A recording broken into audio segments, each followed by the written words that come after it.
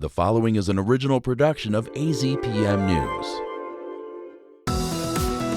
For Arizona Public Media, I'm Tim Swindle, Professor Emeritus of Planetary Science at the University of Arizona, and this is Arizona Science. Joining me today is Mattias Mehl, a professor of psychology at the University of Arizona and an author on a recent study showing that the number of words we use each day has been declining with time. Welcome, Mattias. Thanks for having me. Mattias, let's start with the bottom line. How many words per day have we been losing and over what length of time? We estimated that we've been losing 338 words a day, and that has been going on for a while. We estimated that over the span from 2005 to 2019, that's where we had data, every year we lost 338 daily words. Out of a total of how many? Now probably, at the end of our data collection, around 12,000 words. Interestingly, when I first estimated the daily word use, we had an estimate of 16,000, and that was in 2007.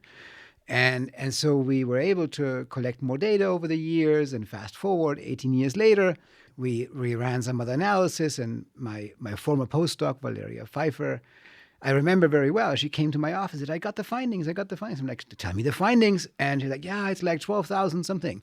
And I'm like, that can't be. That's wrong. Because it needs to be around 16,000. Otherwise, it's not a replication. And so she went back and she did her due diligence, which she actually had already done before, and came back with the same number and said, no, the number is correct. And then we had a problem. We had to explain it. This was over time. There wasn't a specific year when a new iPhone came out or something like that when it suddenly dropped. Yeah, so we were thinking along those lines. So can we pinpoint a year? I should say we had very little information on those participants other than basic demographics and when the data were collected. And so we couldn't really go into detail what caused that change.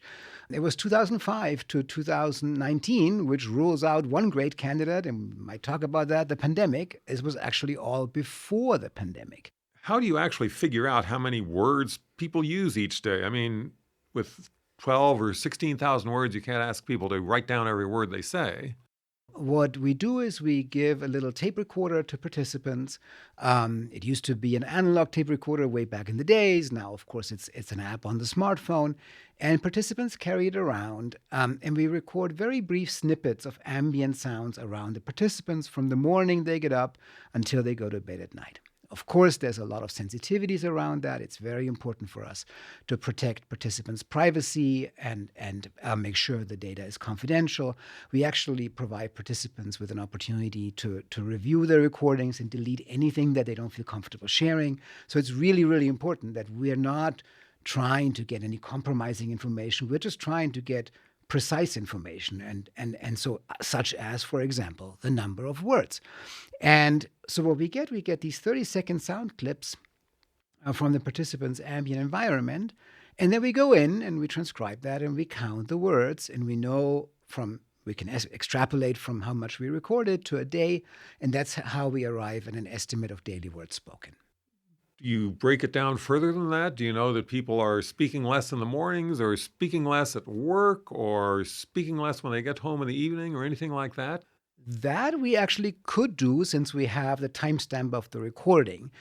We didn't do it for this project. We zoomed out kind of at the daily level.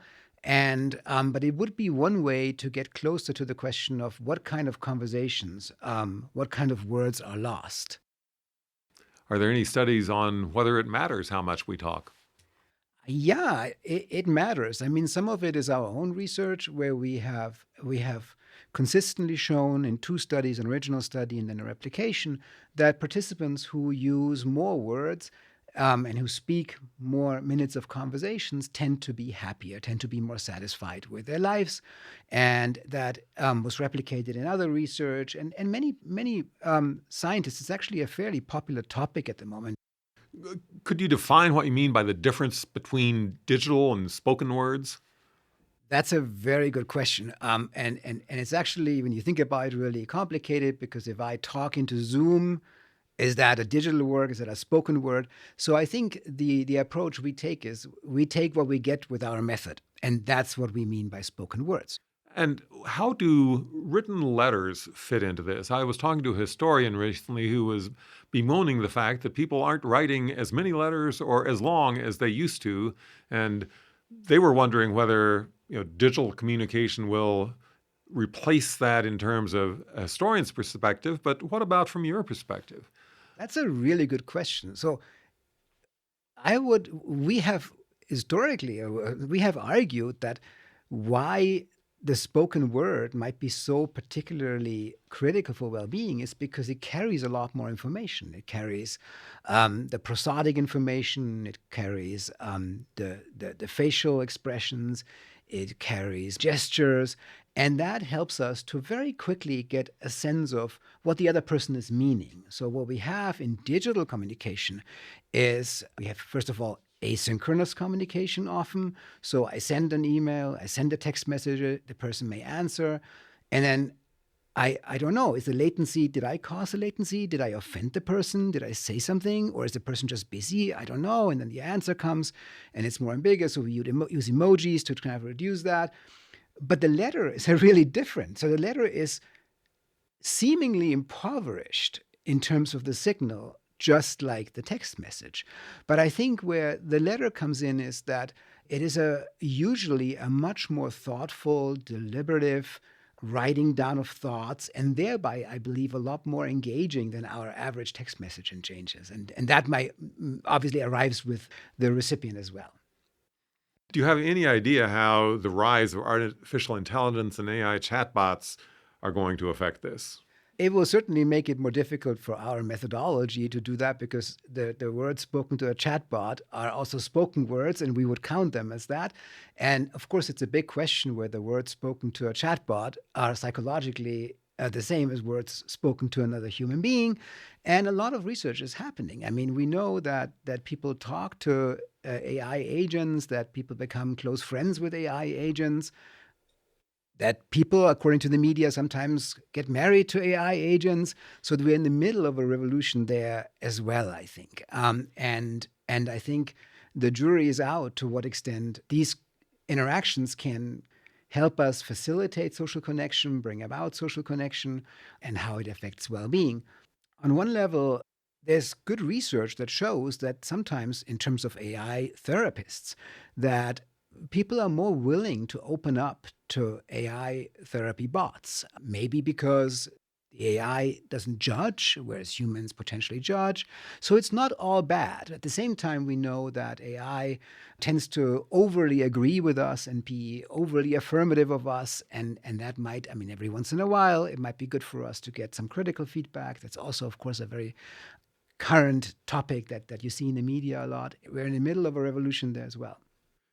Well, this is fascinating stuff, and thank you for helping me get in some of my words for the day. My pleasure. This is Tim Swindle, and you've been listening to Arizona Science.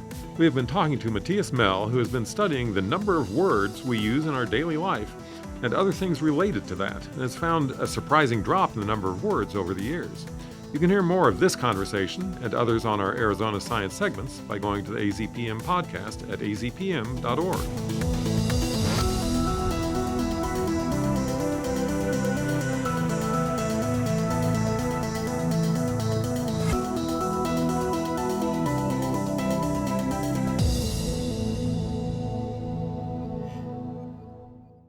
This has been an original production of AZPM News.